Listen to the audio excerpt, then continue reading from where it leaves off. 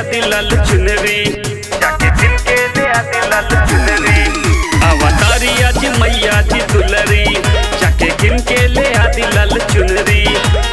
माई महामाई हई सब कर माई, घर मैया के बहना दुलारी जी, दुलारी जी, दुलारी जी।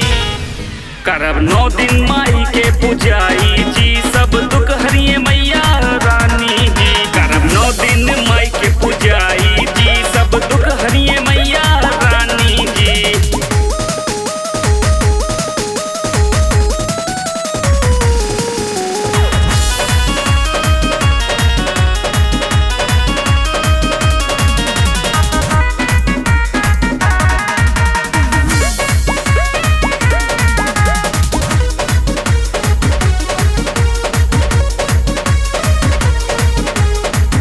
अड़हुल के फूल से हम चौका सजाएब, अपना दुर्गा मैया के ओही पर बैठाएब, ओही पर बैठाएब।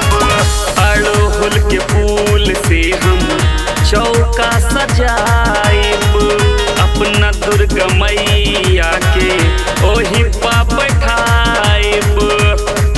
हर जाई जल्दी जाई कोहरा के घर जाई, 5 गो कलसा और देरी लिया दीजी, लिया दीजी, लिया दीजी। करब 9 दिन माई के पूजाई जी, सब दुख हरिये मैया हो रानी जी। करब 9 दिन माई के पूजाई जी, सब दुख हरिये मैया हो रानी जी।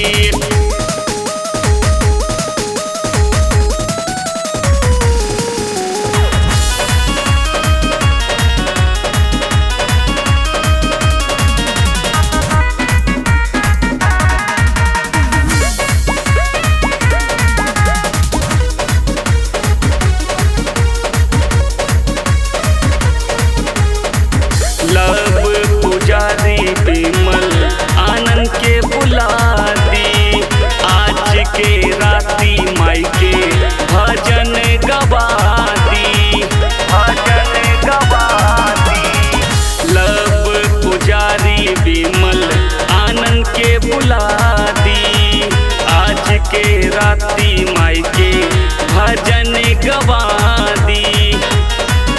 अरे जग के मतारी हाई सब कर माई, सातो बहिना में सबका से प्यारी जी, प्यारी जी, प्यारी जी। करब 9 दिन माई